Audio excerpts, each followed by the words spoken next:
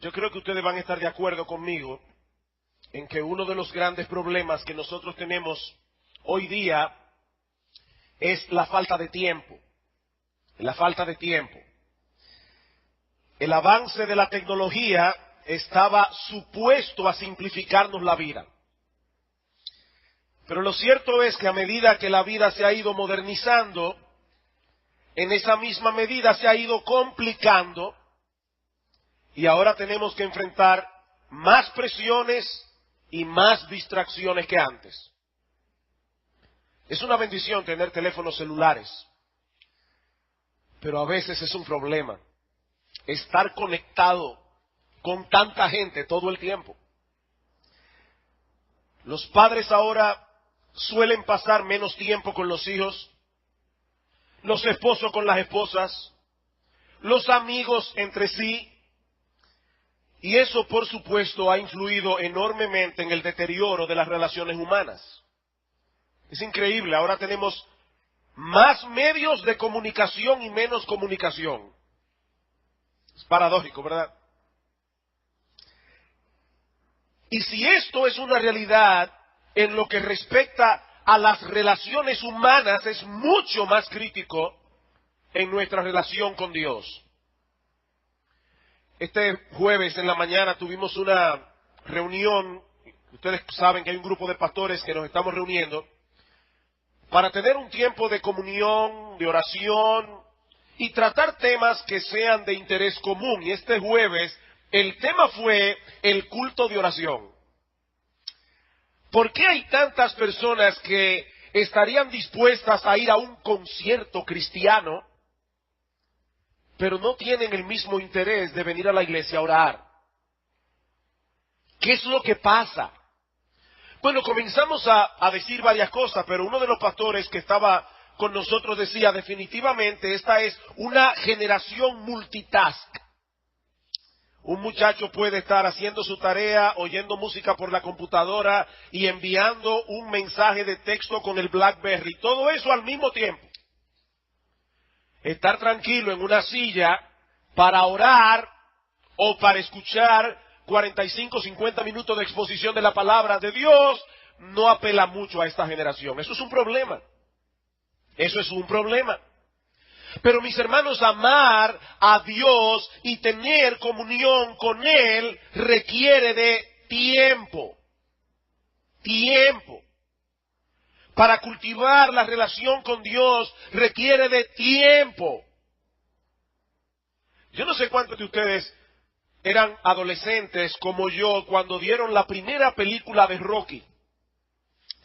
Pero cuando uno como muchacho veía la película de Rocky, veía este individuo que salía prácticamente de la nada y con esa música tan atractiva, haciendo ejercicio, uno salía del cine determinado a tener el cuerpo de Sylvester Stallone. Y los primeros días uno comenzaba a hacer ejercicio y esas cosas, pero obviamente algo pasó que no tenemos el cuerpo de Sylvester Stallone. Y es porque esa película te anima 2 días, 3 días, una semana, pero tener el cuerpo de Sylvester Stallone requiere de tiempo, de entrenamiento, mucho tiempo de entrenamiento, y lo mismo ocurre con la vida espiritual. Nosotros no podemos tener una vida espiritual vigorosa si no le dedicamos tiempo.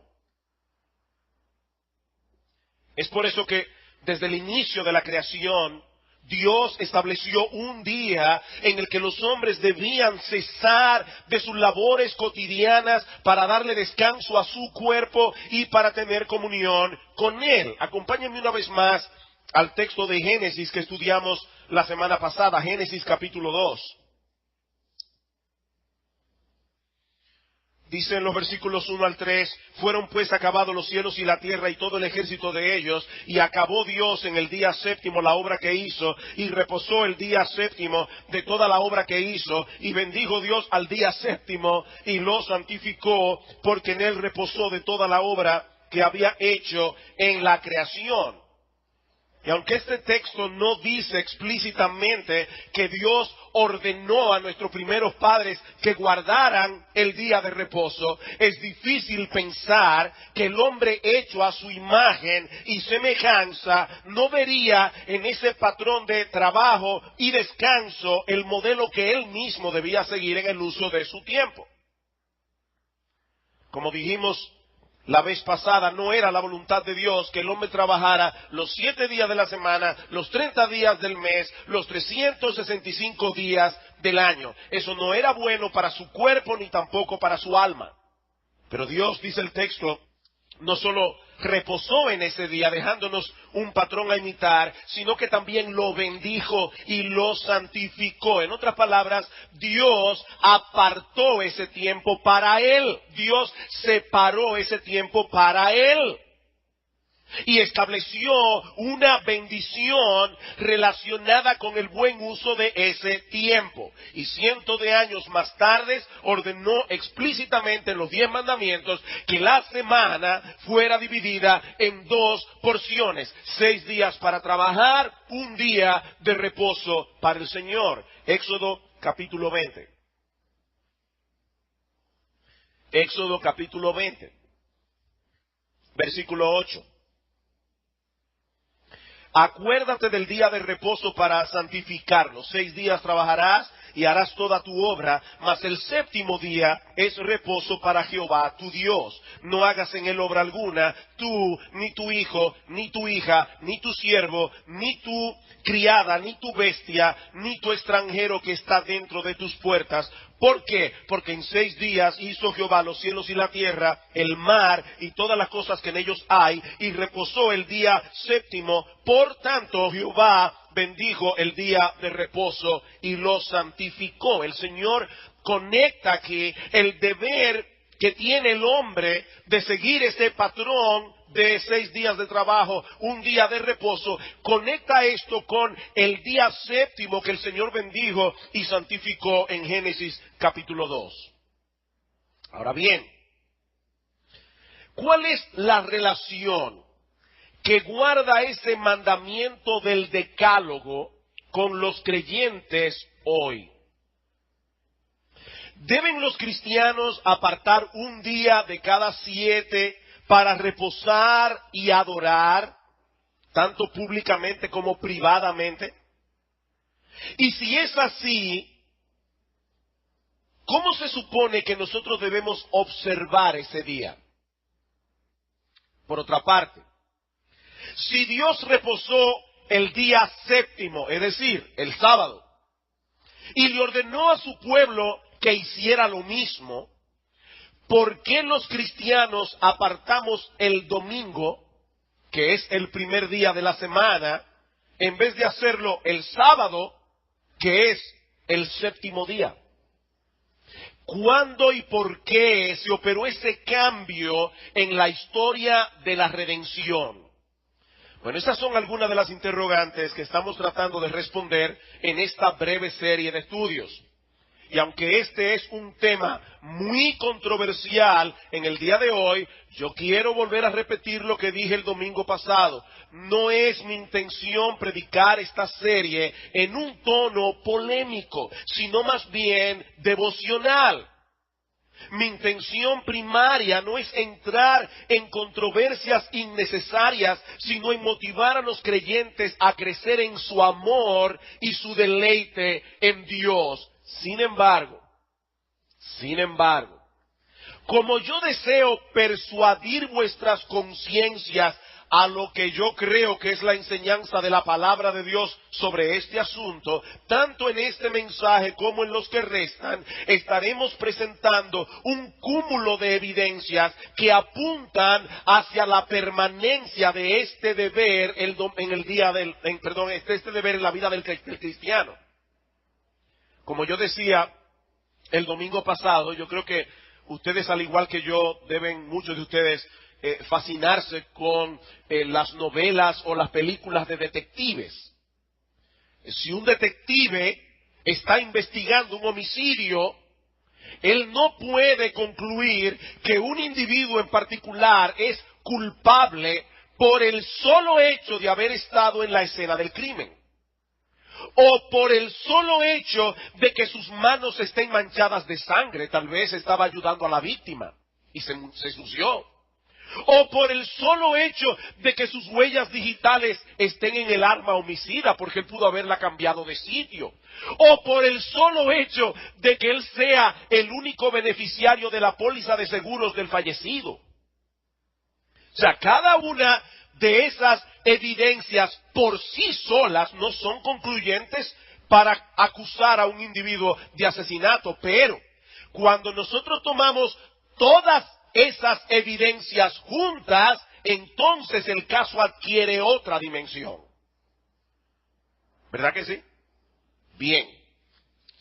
Lo que yo les pido en esta mañana es que consideren sin prejuicio el cúmulo de evidencias que estaremos presentando a favor de la permanencia del cuarto mandamiento y su relación con el día del Señor en el nuevo pacto. Y yo digo esto, hermano, porque hay mucho prejuicio contra el cuarto mandamiento. Y lamentablemente muchos de esos prejuicios vienen por la forma legalista como algunos pretenden guardar ese día.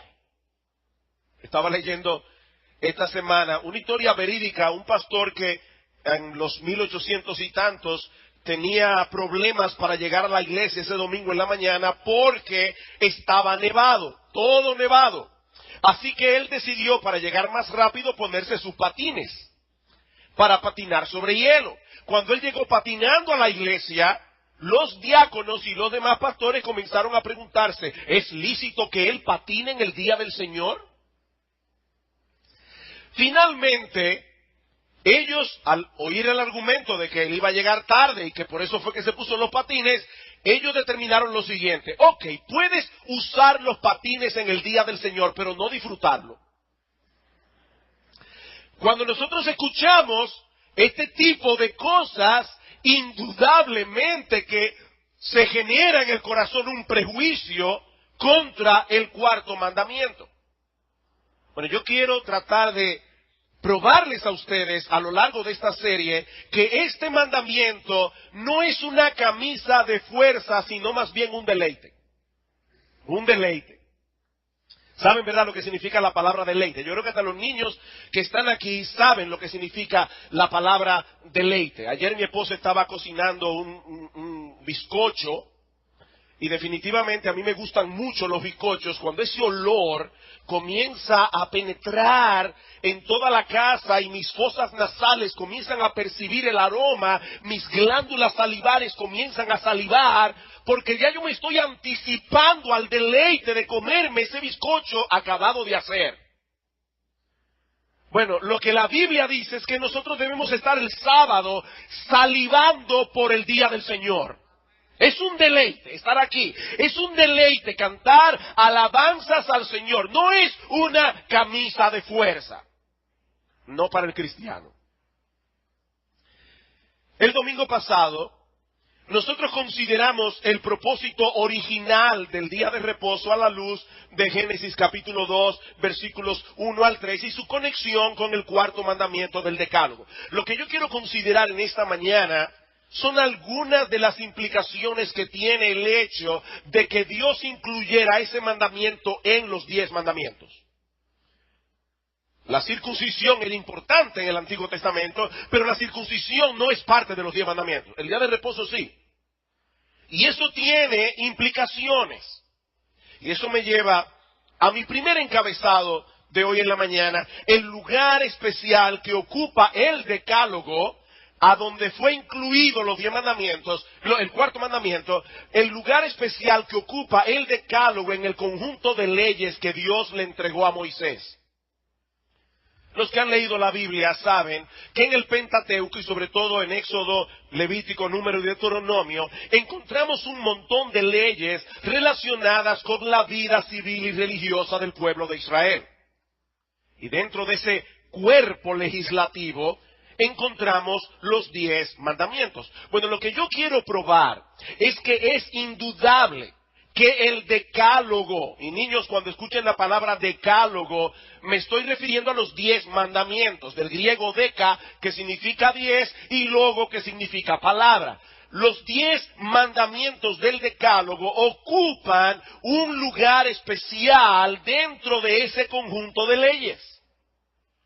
Noten en primer lugar la preparación inusual que Dios prescribió al pueblo para recibir los 10 mandamientos. Éxodo capítulo 19, versículo 10. Éxodo 19, el capítulo anterior a Éxodo 20, versículo 10. Y Jehová dijo a Moisés, ve al pueblo y santifícalos hoy y mañana y laven sus vestidos y estén preparados para el día tercero, porque al tercer día Jehová descenderá a ojos de todo el pueblo sobre el monte de Sinaí y señalarás término al pueblo en derredor diciendo, guardaos. No subáis al monte, ni toquéis sus límites. Cualquiera que tocare el monte de seguro morirá. No lo tocará mano, porque será apedreado o aseteado. Sea animal o sea hombre, no vivirá. Cuando suene largamente la bocina, subirán al monte. Y descendió Moisés del monte al pueblo y santificó al pueblo y lavaron sus vestidos y dijo al pueblo, estad preparados para el tercer día, no toquéis mujer. ¿Qué iba a suceder el tercer día? ¿Qué era ese evento tan especial que Dios iba a hacer y que requería esta preparación tan inusual? La entrega de los 10 mandamientos. El pueblo debía prepararse por 2 días por lo que iba a suceder al tercer día, la entrega del decálogo de parte de Dios a Moisés. Dios quería mostrar al pueblo que lo que estaba a punto de ocurrir era algo único y especial. Pero no solo eso. Dios también acompañó este evento con una serie de fenómenos inusuales. Versículo 16. Y aconteció que al tercer día, cuando vino la mañana, vinieron truenos y relámpagos. Y hermanos, yo les pido que traten de colocarse debajo a los pies del monte Sinaí en esta mañana, en su imaginación. Vino la mañana, vinieron truenos, relámpagos y espesa nube sobre el monte y sonido de bocina muy fuerte, y se estremeció todo el pueblo que estaba en el campamento. Y Moisés sacó del campamento al pueblo para recibir a Dios, y se detuvieron al pie del monte. Todo el monte Sinaí humeaba, porque Jehová había descendido sobre él en fuego, y el humo subía como el humo de un horno. Y en otro texto en Deuteronomio dice que llegaba a mitad del cielo. Era un humo y un fuego bien alto, y todo el monte se estremecía en gran manera. El sonido de la bocina iba aumentando en extremo. Moisés hablaba y Dios le respondía con voz tronante. Y miren, hermanos, el pueblo de Israel entendió perfectamente cómo debían reaccionar a eso. Versículo 18 del capítulo 20. Todo el pueblo observaba cuando Dios entregó los 10 mandamientos, el estruendo y los relámpagos y el sonido de la bocina y el monte que humeaba, y viéndolo el pueblo temblaron y se pusieron lejos y dijeron a Moisés, habla tú con nosotros y nosotros oiremos, pero no hable Dios con nosotros para que no muramos. Ellos entendieron que ese Dios que estaba entregando los 10 mandamientos no era cualquier cosa.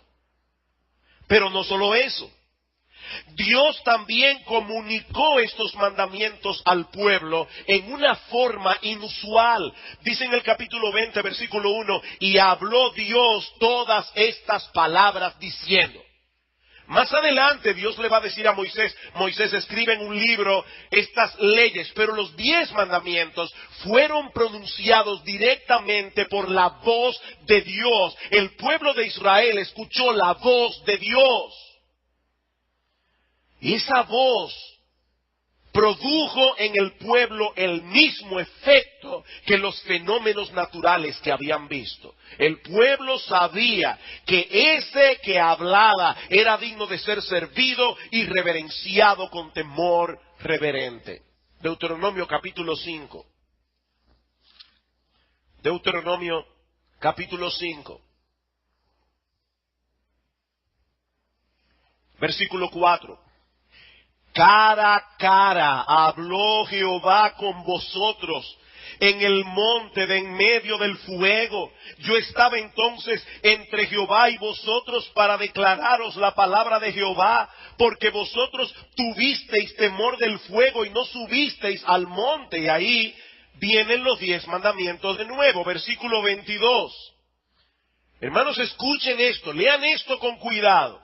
Estas palabras habló Jehová a toda vuestra congregación en el monte, de en medio del fuego, de la nube y de la oscuridad, a gran voz, y no añadió más. ¿Leyeron eso? No añadió más. Es evidente que ese cuerpo legislativo, los 10 mandamientos, los que fueron incluidos en el decálogo, pertenecían a una categoría especial. Pero todavía hay más. Dios puso esas leyes por escrito en una forma inusual. ¿Qué dice ahí mismo el versículo 22? No añadió más y las escribió en 2 tablas de piedra, las cuales me dio a mí. Dios mismo se encargó de escribir esas 2 tablas de piedra. Y en Éxodo 31:18 dice que esas tablas fueron escritas con el dedo de Dios. Por supuesto, niños, eso no quiere decir que Dios tiene un cuerpo como nosotros. Dios nos está hablando en un lenguaje que nosotros podamos entender. Como dice Matthew Henry, la idea es que fueron escritas por la sola voluntad y el poder de Dios, sin el uso de ningún instrumento humano. O sea, no fue que Dios le dijo: Moisés, toma el cincel y talla en estas piedras estos 10 mandamientos. Es que Dios los escribió él mismo. Y no solo eso.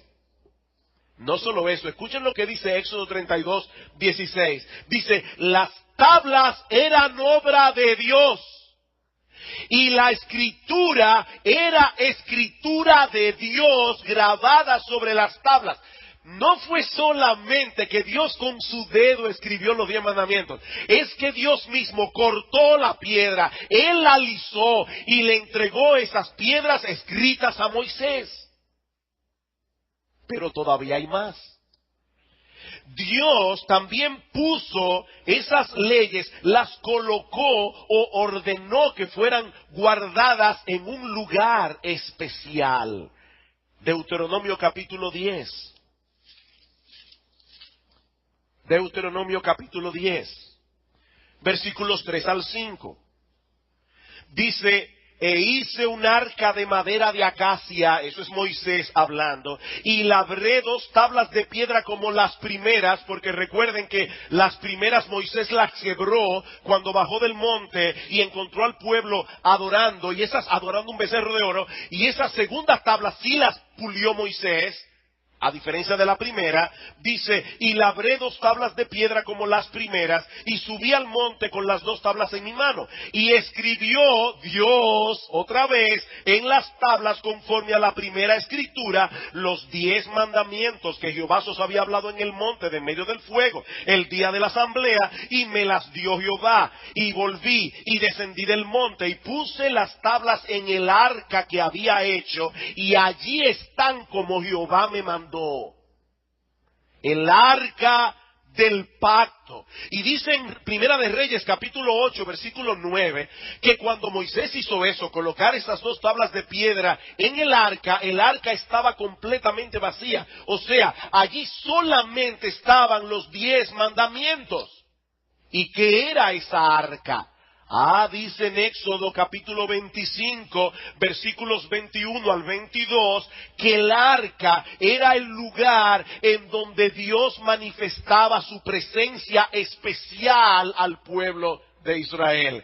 Y en ese lugar tan especial, Dios pidió que colocaran adentro los 10 mandamientos labrados en piedra. Ahora, ¿saben lo interesante de esto, hermanos? Que el resto de la ley, los otros mandamientos, debían ser colocados al lado del arca, no dentro. Vayan conmigo, Deuteronomio capítulo 31. Deuteronomio capítulo 31. Versículo 24. Y cuando acabó Moisés de escribir las palabras de esta ley en un libro hasta concluirse, aquí están todas las otras leyes que Dios le mandó a Moisés, dio órdenes Moisés a los levitas que llevaban el arca del pacto de Jehová diciendo: tomad este libro de la ley y ponedlo al lado del arca del pacto de Jehová vuestro Dios, y esté allí por testigo contra ti. Ven, hermanos, cómo los 10 mandamientos fueron colocados dentro del arca y el resto de la ley colocada al lado.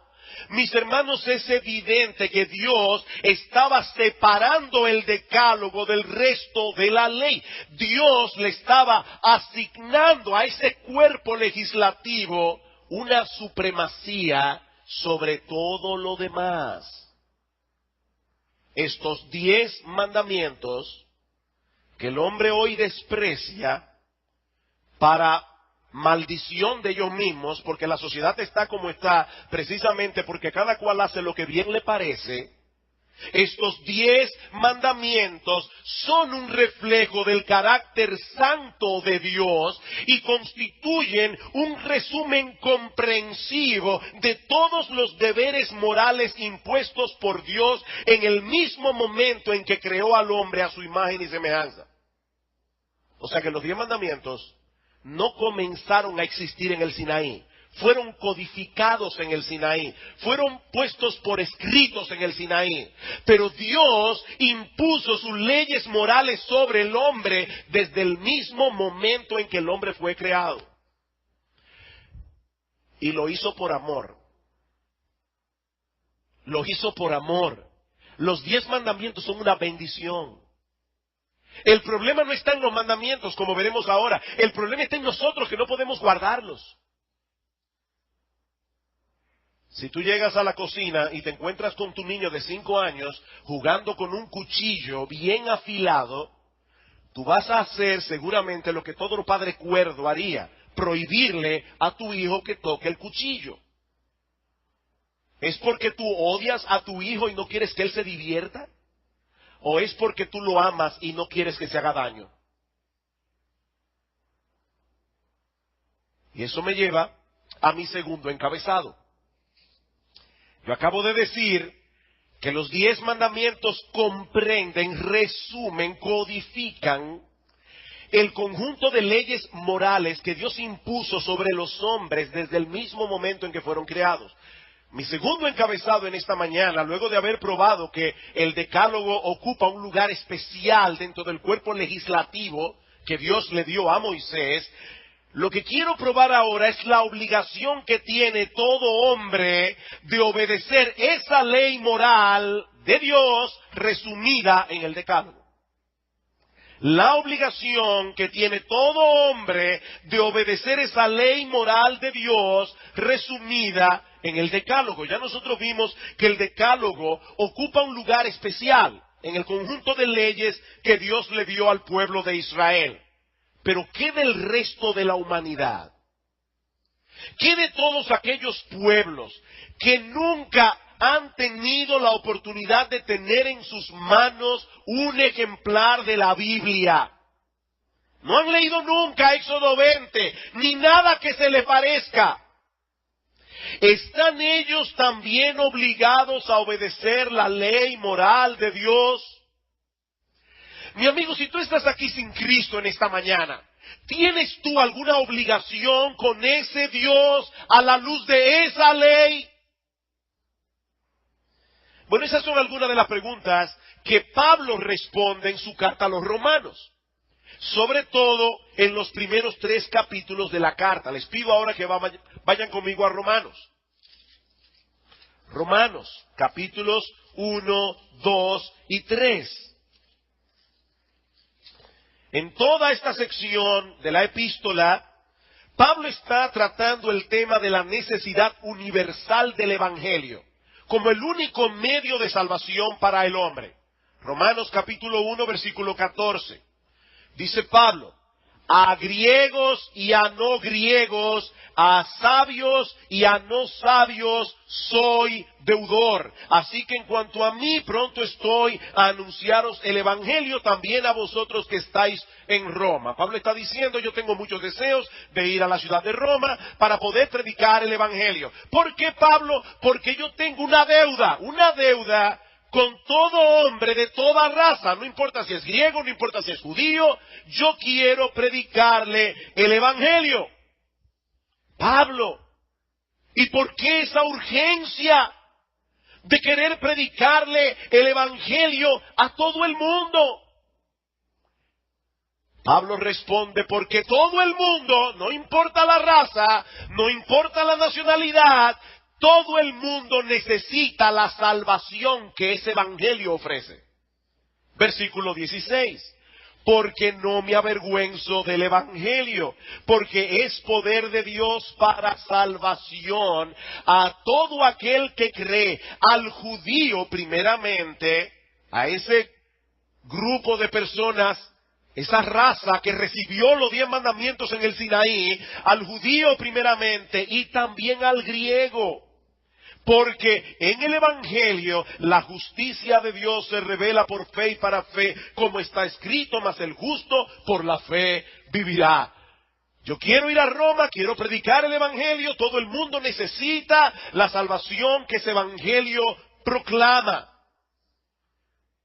Y Pablo, ¿por qué todos los hombres en el mundo entero necesitan esa salvación? Dice Pablo, porque todos son culpables delante de Dios, incluyendo aquellas naciones que nunca han escuchado la palabra de Dios.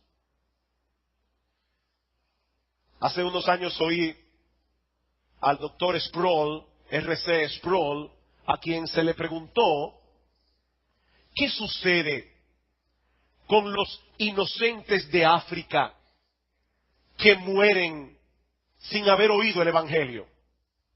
¿Van a ser condenados? La respuesta de Sproul fue sumamente interesante.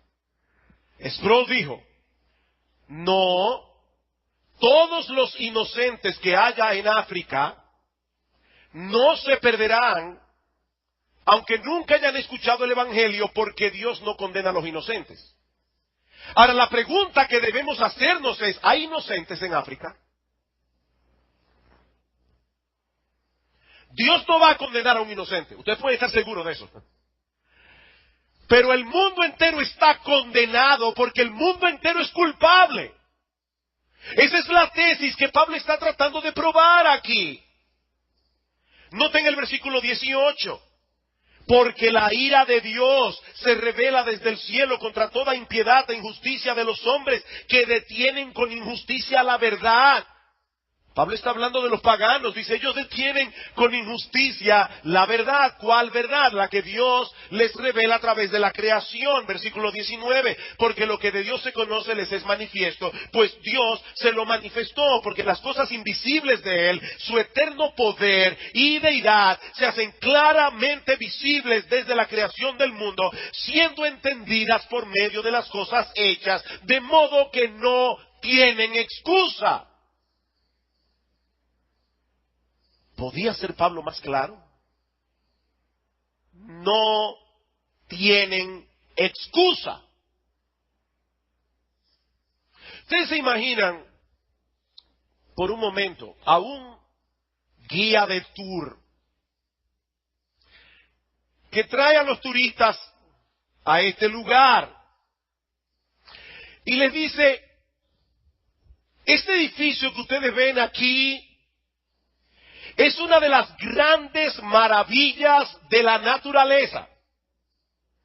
Aunque ustedes no lo crean, aunque les parezca increíble, este edificio que ustedes ven aquí no lo hizo ningún arquitecto ni ningún ingeniero. Se formó en millones y millones y millones de años a través de la lluvia y el viento fue puliendo las paredes y quedó hecho esto que está aquí. Increíble. ¿Esto es una cueva natural? Hay que ser muy idiota para creerlo. ¿Saben qué? Este edificio es nada en comparación con este universo. Y Pablo está diciendo, no tienen excusa, no importa que nunca hayan visto la Biblia. No tienen excusa. Su idolatría es inexcusable. Y Pablo comienza a ver en el resto del pasaje lo que esa idolatría ha provocado. El hombre se ha degradado por detener la verdad de Dios por su mentira, dice en el versículo 28, y como ellos no aprobaron tener en cuenta a Dios, Dios los entregó a una mente reprobada para hacer cosas que no convienen, estando atestados de toda injusticia, fornicación, perversidad, avaricia, maldad, llenos de envidia, homicidio, contiendas, engaños, malignidades, murmuradores, detractores, etcétera, etcétera. Y ahora llegamos al versículo 32. Escuchen esto. Quienes habiendo entendido el juicio de Dios, que los que practican tales cosas son dignos de muerte, no solo las hacen, sino que también se complacen con los que la practican. ¿Ustedes están oyendo lo que Pablo dice ahí? Hablando de esos paganos que nunca han leído la Biblia. Pablo dice, ellos entienden el juicio de Dios. Ellos saben que esas cosas son condenables. Ellos lo saben. Ellos saben que por esas cosas son dignos de muerte, dice Pablo. Ellos saben que esas cosas están mal. Saben que esas cosas son condenables y a pesar de ese conocimiento, no solo practican esos pecados, sino que ellos aúpan a los demás que los hacen. ¿No es eso lo que está pasando en el día de hoy? Estaba leyendo el reporte del concierto de Shakira. Yo tengo el problema de que yo vivo cerca del sitio este. Créanme, hermanos, cada vez que yo oía esa algarabía, se me rompía el corazón en 1000 pedazos. Y más cuando leí el reporte de un periodista al día siguiente. Él quejándose de las malas palabras que se pronunciaron allí, los movimientos de esta mujer. Y lo que más me dolió, dice, fue terrible porque había muchos padres con niños pequeños que se les dormían en los brazos. Y yo me pregunto, ¿dónde tienen la cabeza?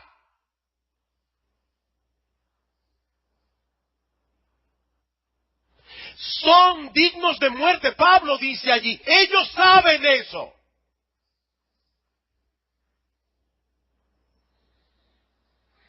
Ahora yo me pregunto, ¿cómo saben esos hombres? Paganos no tienen la Biblia, acuérdense de eso.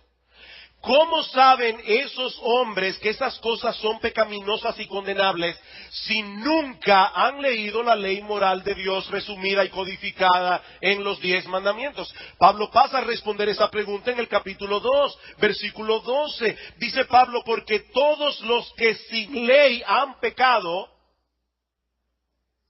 ¿captaron eso ahí? Pecaron, aunque no tenían la ley. Todos los que sin ley han pecado, sin ley también vivirán.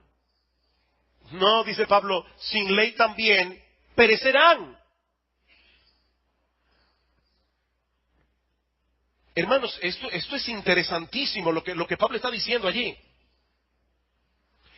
Pablo dice, esta gente no tenía un ejemplar de la ley moral de Dios. Y sin embargo pecaron. ¿Cuál es el problema que eso plantea? Bueno, que en Primera de Juan, capítulo 3, versículo 4, Juan define el pecado como transgresión de la ley. El pecado es transgresión de la ley. Pero ¿cómo puede transgredir la ley una persona que la ignora? ¿Cómo puede transgredir la ley una persona que no lo conoce? Sin embargo, Pablo dice que esas personas han pecado, a pesar de que no tienen un código escrito de la ley moral de Dios como nosotros lo tenemos en la Biblia. ¿Cómo es eso? Versículo 14.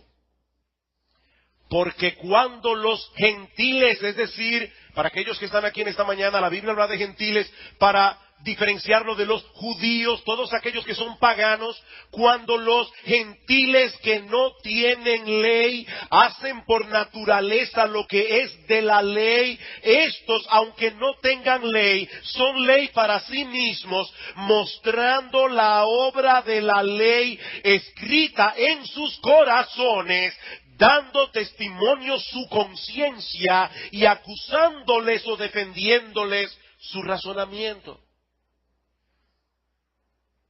Estos gentiles, dice Pablo, no tienen ley, no tienen acceso al texto de Éxodo 20 que leímos al principio, y aún así hacen por naturaleza lo que es de la ley. Aunque no posean un conocimiento perfecto de lo que la ley demanda y ordena, ellos hacen algunas de las cosas que la ley requiere y evitan algunas de las cosas que la ley prohíbe. Y lo hacen por naturaleza. Aún en las sociedades más primitivas se condena el homicidio, se condena el robo, se condena el adulterio. Y es interesante porque algunas de esas sociedades son polígamas. Son polígamas, los hombres tienen más de una mujer, y sin embargo, a pesar de eso, ellos tienen un entendimiento de lo que el vínculo matrimonial implica. Ahora, el punto que Pablo establece en este texto es que eso no es el resultado de la educación. No fue por alguna presión o influencia externa. Pablo dice que ellos hacen eso por naturaleza. ¿Y eso qué significa? Bueno, otra vez, niños, yo sé que este mensaje es complicado, pero hay algunas cosas que yo creo que ustedes pueden entender perfectamente. Déjenme explicar esto de una manera bien sencilla. Hay ciertas cosas que nosotros hacemos porque hemos aprendido a hacerlas. Porque alguien se tomó la molestia de enseñarnos esas cosas. Nadie nace sabiendo leer y escribir. Nadie nace sabiendo sumar o restar. Eso es algo que nosotros no traemos de fábrica.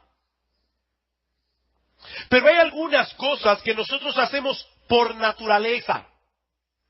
Hay algunas cosas que nosotros hacemos sin que nadie nos enseñe. Por ejemplo, cuando un niño nace, lo primero que hace el médico es darle una nalgada. Y el niño grita. Ahora, el doctor no tuvo que explicarle al niño cómo hacer uso de sus pulmones para sacar aire a través de sus cuerdas vocales y así producir ese sonido estridente que nosotros llamamos grito. No. El niño lo hace por naturaleza. Intuitivamente. Y de igual modo, cuando ese niño recién nacido es colocado en el pecho de la madre, él comienza a succionar de inmediato. Las enfermeras no tuvieron que darle un cursillo. No. Ellos lo hacen por naturaleza.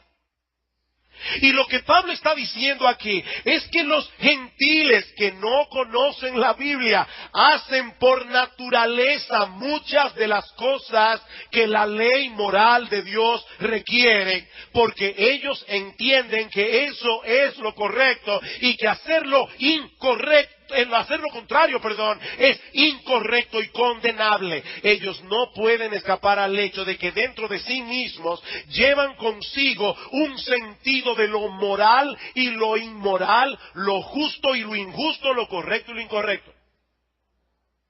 Es por eso que en ocasiones los paganos muestran bondad para con los necesitados, se preocupan por sus familias, manifiestan indignación contra el crimen y las injusticias. Y cuando ellos hacen esas cosas, muestran la obra de la ley escrita en sus corazones, como dice Pablo en el versículo 15. Así que los paganos no son inocentes cuando pecan. No hay inocentes en África ni en ninguna parte del mundo. no son inocentes porque no lo hacen en ignorancia. Y serán hallados culpables delante de Dios en el día del juicio si no se arrepienten. Esa es la conclusión a la que llega Pablo en Romanos capítulo 3. Romanos capítulo 3, versículo 9. Me fascina la lógica de Pablo, cómo él te va llevando de argumento en argumento. Dice Pablo en el versículo 9, ¿qué pues? ¿Somos nosotros, los judíos, mejores que ellos, los paganos? En ninguna manera, pues ya hemos acusado a judíos y a gentiles que todos están bajo pecado. Ahora, ¿saben por qué todos están bajo pecado? Porque todos están bajo la ley. Versículo 19. Pero sabemos que todo lo que la ley dice, lo dice a los que están bajo la ley, para que toda boca se cierre y todo el mundo quede bajo el juicio de Dios. Un momento. ¿Que los gentiles paganos están bajo la ley? Sí, eso es lo que Pablo está diciendo allí. Para que todo el mundo sea convicto. El mundo entero. Aún aquellos que no han leído los 10 mandamientos. Y por si acaso, ¿de qué ley está hablando Pablo allí? ¿Acaso se van a condenar esos gentiles por no circuncidar a sus niños? ¿O por no guardar la fiesta de la Pascua? Obviamente no. Se está refiriendo a la ley moral. Dice en el capítulo 2, versículo 21, tú pues que enseñas a otro, le dice Pablo al judío, a ese que tiene la ley en sus manos, ¿no te enseñas a ti mismo? Tú que predicas que no se ha de hurtar, hurtas. Tú que dices que no se ha de adulterar, adulteras. Tú que abominas de los ídolos, cometes sacrilegio. Son esos mandamientos incluidos en la ley moral de Dios. Lo mismo vemos en Romanos capítulo 7. Dice, versículo 7, ¿qué diremos pues? La ley es pecado en ninguna manera, pero yo no conociera el pecado sino por la ley. ¿Cuál ley? Porque tampoco conociera la codicia si la ley no dijera no codiciarás. Y la ley que dice no codiciarás son los 10 mandamientos. Y más adelante en Romanos capítulo 13, versículo 8, no debáis a nadie nada, sino el amaros unos a otros, porque el que ama al prójimo ha cumplido la ley, porque no adulterarás, no matarás, no hurtarás, no dirás falso testimonio, no codiciarás, y cualquier otro mandamiento en esta sentencia se resume, amarás a tu prójimo como a ti mismo. Así que el cumplimiento de la ley es el amor. Hermanos y amigos que están aquí, es obvio que Pablo está incluyendo al mundo entero como bajo la ley, bajo la obligación de cumplir la ley. Y de paso, hermanos, esa es la gran bendición que tenemos los cristianos. Pablo dice en Romanos capítulo 6, versículo 14, que ya nosotros no debemos servir al pecado, porque no estamos bajo la ley, sino bajo la gracia. Y algunas personas dicen, eso significa que ya no importa la ley. No, lo que Pablo está diciendo es, estar bajo la ley, en ese sentido en que Pablo lo dice aquí en Romanos 3:19, es tener el grandísimo problema de tener la obligación de obedecer esa ley y no poder hacerlo. El hombre inconverso tiene que obedecer la ley moral de Dios, pero no puede hacerlo. ¿Qué hace Dios? Nos redime en Cristo y a través de su gracia nos da los recursos que necesitamos para que ahora podamos obedecerle a Él. No perfectamente, pero sí sinceramente. De manera que la ley moral de Dios resumida en el Decálogo es relevante para todo ser humano, obliga a todo hombre y por lo tanto toda transgresión a dicha ley aún hoy será juzgada en aquel día. Dios no ha abrogado esa ley porque habría tenido que cambiar la psiquis humana, habría tenido que cambiarle el chip de la conciencia. Y eso es lo que hace necesario que anunciemos a todo hombre la salvación que el Evangelio anuncia. Y en esa ley moral, y aquí caemos en nuestro tema, Dios incluyó el mandamiento concerniente al día de reposo. Porque la ley, el decálogo, es una unidad. Vuelvo y repito, Dios no incluyó allí nada concerniente a la circuncisión, porque la circuncisión es ceremonial, y esa ceremonia ya fue abolida por la obra de Cristo en la cruz, pero no el día de reposo. Ahora, yo no estoy diciendo con eso, mis hermanos, que todos los hombres conocen por naturaleza o tienen por intuición nociones claras de todo lo que implica el cuarto mandamiento. Tal como fue escrito en el Sinaí, no, eso es imposible. Para entender el mandamiento de esa manera hay que leer los 10 mandamientos que están escritos aquí. Yo no estoy diciendo eso. Lo que yo estoy diciendo, y aquí yo sé que el sermón de hoy no es un sermón, es un sermón que requiere poner mucha atención.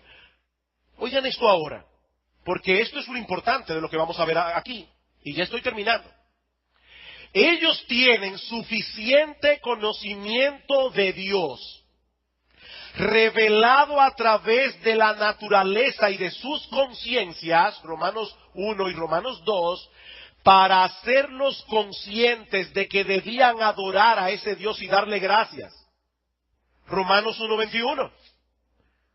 Inmediatamente después de Pablo decir que las cosas invisibles de Él, su eterno poder y deidad, se hacen claramente visibles desde la creación del mundo, siendo entendida por medio de las cosas hechas, de modo que no tienen excusa, Pablo dice, pues habiendo conocido a Dios, no le glorificaron como a Dios, ni le dieron gracias. Eso era lo que ellos debían haber hecho, por naturaleza, por intuición. Ese conocimiento era suficiente para saber que ellos debían adorar al único Dios vivo y verdadero, y por lo tanto, que debían dedicarle tiempo. Tiempo. Una cosa va conectada con la otra. Mis hermanos, amigos que están aquí en esta mañana, imaginemos a una pareja recién casada. Se acaban de casar, una ceremonia muy bonita. Y durante la luna de miel, todo funciona de maravilla. Los primeros meses, hasta que este hombre comienza a enredarse en los afanes de la vida. Por eso los árabes suelen decir, las primeras lunas son de miel, las otras son de hiel. Yo no creo eso. El matrimonio es una bendición. Pero poco a poco este hombre comienza a pasar más tiempo en el trabajo.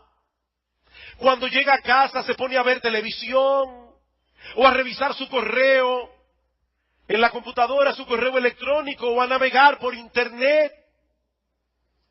De manera que el tiempo que pasa con su esposa se va haciendo cada vez más corto, cada vez menos significativo. Ahora los días feriados son para hacer su deporte favorito, o para ver más televisión, o para navegar más en internet. Todo menos dedicarle a su esposa un tiempo de calidad. Finalmente, desesperada, ella busca ayuda con un consejero matrimonial. Y este consejero le recuerda a este hombre el voto que hizo el día de su boda, de serle fiel a su esposa. Y voy a usar aquí la fórmula que usamos en nuestra iglesia, en las bodas, de serle fiel en los sufrimientos y gozo, en pobreza y en abundancia, en salud y enfermedad. Tú prometiste amarla y alegrarla como tu compañera hasta que la muerte los separe. Y este hombre responde, sí, pastor, yo recuerdo muy bien el voto que hice, pero ponga atención, mire otra vez cuáles fueron las promesas que yo hice aquel día. Yo prometí serle fiel en medio de los sufrimientos y gozo, en pobreza y abundancia, en salud y enfermedad. Yo prometí amarla y alegrarla como su compañera, pero yo nunca prometí darle tiempo. Ustedes se ríen, ¿verdad? Si tú fueras el consejero, tú le dirías, oye, mira, yo nunca me había dado cuenta de eso. ¡No! Dedicar tiempo a la esposa Es algo que está implícitamente prometido en todo lo demás. ¿Cómo puede un hombre amar a su esposa, alegrar a su esposa, si no le dedica tiempo? Yo no estoy hablando de estar con ella, con el Bibi. No. Yo estoy hablando de estar con ella. Pues de la misma manera, ¿cómo puede un hombre cumplir el propósito para el cual fue creado de amar a Dios y deleitarse en Él si en ningún momento de la semana detiene sus labores habituales para dedicarle a ese Dios un tiempo especial de comunión? Mis hermanos, todo hombre tiene la obligación moral de amar a Dios. Eso es lo que Pablo dice en Romanos 1. Todo hombre tiene la obligación moral de amar a Dios, y amar a Dios implica, entre otras cosas, dedicarle tiempo.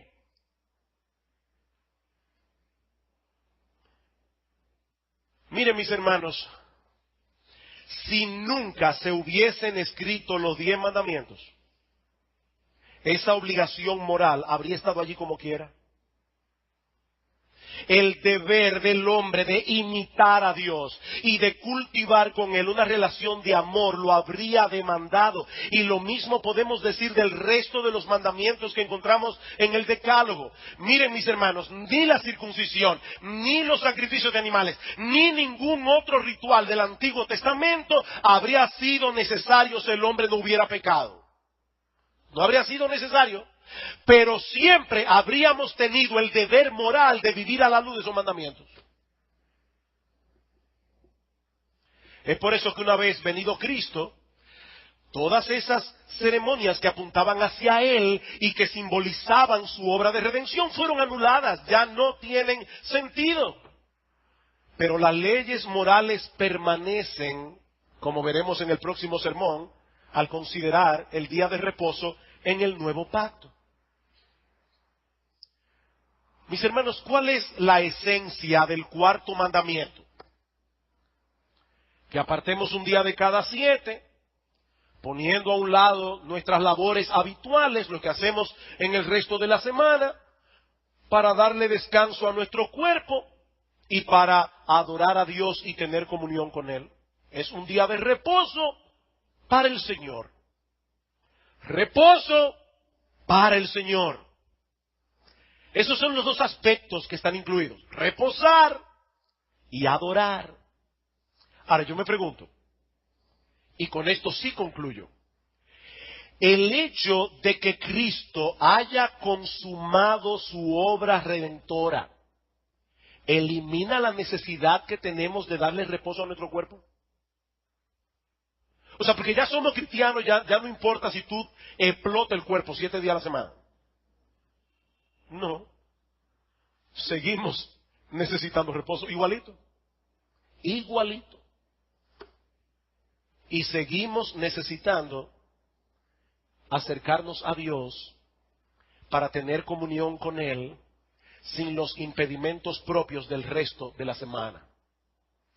Y lo que es todavía más crucial para mí, mis hermanos, ¿es este mandamiento una camisa de fuerza de la que deberíamos querer librarnos? ¿O es una bendita y deleitosa provisión de Dios de la que deberíamos aprovecharnos?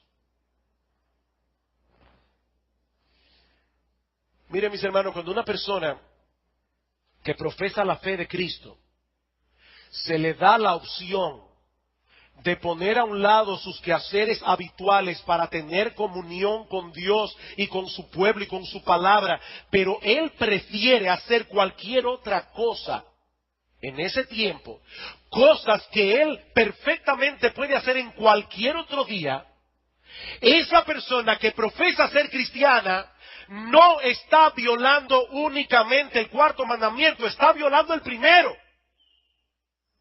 No tendrás dioses ajenos delante de mí. Si Dios es mi tesoro, si Dios es mi deleite, yo voy a considerar como un privilegio estar con Él sin las distracciones que nos acompañan el resto de los días de la semana. Pero cuando otras cosas comienzan a ocupar en mi corazón el lugar que le corresponde a Dios, yo voy a tratar ese día como una carga insoportable. ¿Y saben cuál es el problema? La idolatría. ¡Idolatría! Esta es una generación que idolatra el mall. Esta es una generación que idolatra los deportes. Esta es una generación que idolatra el entretenimiento. Y nosotros somos hijos de esta generación.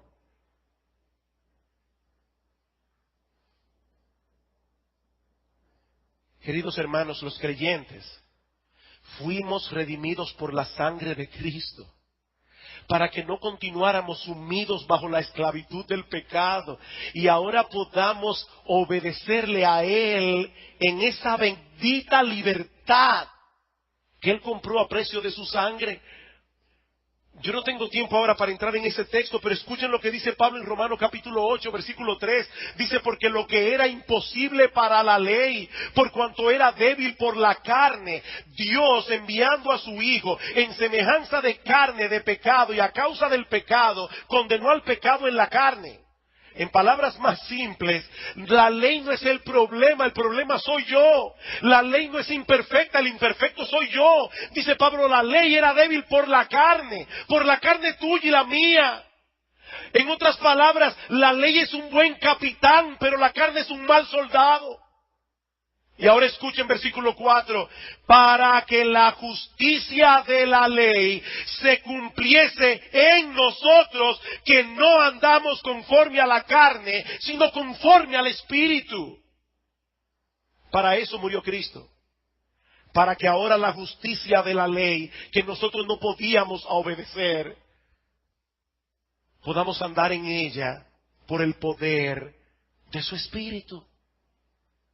Oh, mis hermanos, que el Señor nos guarde de la idolatría y quebrante de nuestros corazones todas las ligaduras que nos atan a este mundo que perece, de manera que podamos gozarnos y deleitarnos en Dios durante nuestro peregrinaje terrenal, hasta que lleguemos a su presencia en aquel día y podamos disfrutar plenamente de Él sin impedimentos por los siglos de los siglos. Y a los que están aquí sin Cristo, una nota aclaratoria y termino. Tú tienes una obligación moral de obedecer a Dios, pero mi amigo, tú no puedes hacerlo, no puedes. Por eso es que la ley no salva a nadie. La ley es un espejo en el cual vas a ver tus imperfecciones, para que seas movido por la ley a buscar en Cristo la salvación que necesitas. Él vivió la vida perfecta que nosotros no podemos vivir. Él cumplió perfectamente los 10 mandamientos que nosotros no podemos cumplir. Y murió en la cruz por toda la desobediencia que nosotros hicimos contra esos mandamientos. Y ahora, en base a esa obra de redención, ofrece perdón y vida eterna a todos los que creen en Él. Ese es el glorioso, bendito mensaje del Evangelio de Jesucristo. Vamos a orar. Padre, te damos gracias por habernos ayudado a explicar un tema que en algunos aspectos es difícil. Señor, yo te ruego que todo aquello que yo haya dicho que no haya sido conforme a la verdad, no permitas que eso se implante en el corazón de los hombres. Pero, Señor, aquellas cosas que son conforme a tu santa y perfecta voluntad, escríbelas con letras indelebles en las paredes de nuestro corazón. Señor, ayúdanos, Padre bueno, a deleitarnos en ti. Oh Señor, muéstranos lo hermoso que Cristo es. Muéstranos, oh Señor, la bendición que es tenerte a ti como nuestro Dios. Alabado sea tu nombre, en el nombre de Cristo. Amén.